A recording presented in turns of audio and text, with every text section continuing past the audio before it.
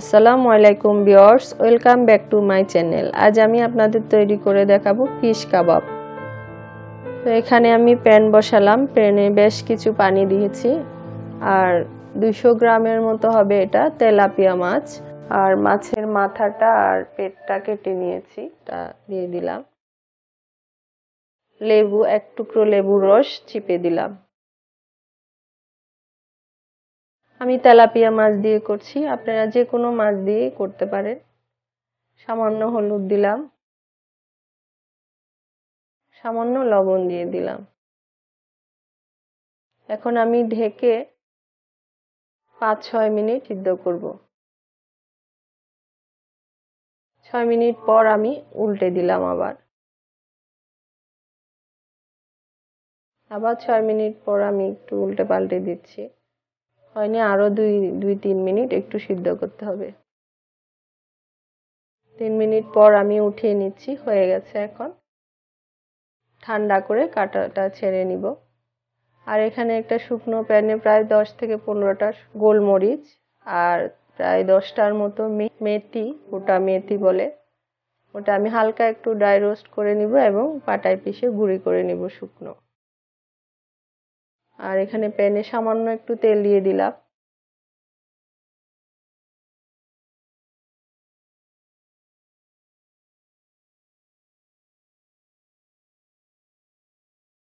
তেলটা একটু গরম হওয়ার জন্য ওয়েট করছিলাম। আর এখানে একেবারে কুচি কুচি করে কিমার মতো করে আমি পেঁয়াজ কেটে নিয়েছি, 2টো পেঁয়াজ মাঝারি সাইজের, আর 5-6টা কাঁচামরিচ কুচি করে নিয়েছি। এগুলো জাস্ট একটু হালকা ভেজে নিব, সফট করে নিব। 2 থেকে 3 মিনিট, দেখতে পাচ্ছেন হয়ে গেছে। এখন আমি উঠিয়ে নিচ্ছি।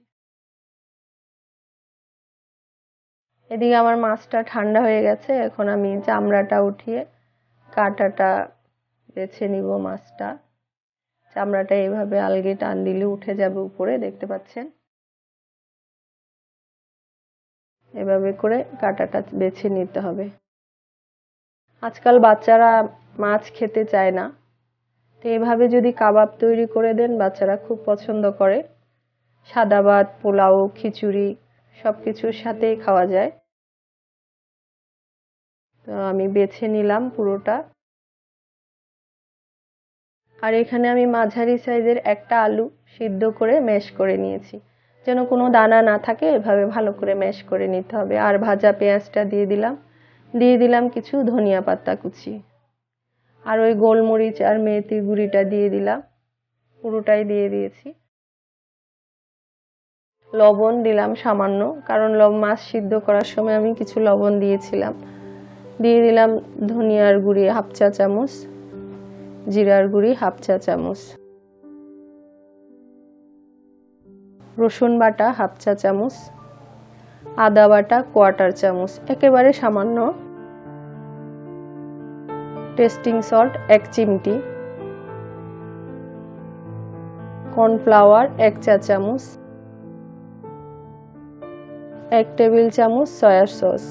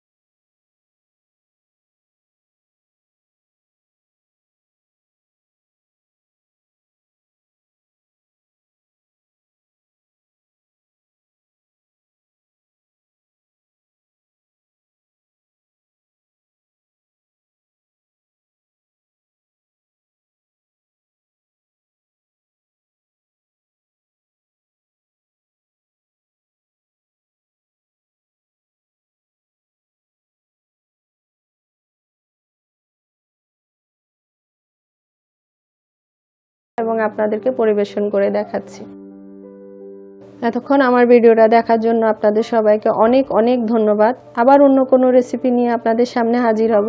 এখন আমি বিদায় নিচ্ছি। সবাই ভালো থাকবেন। আল্লাহ হাফেজ।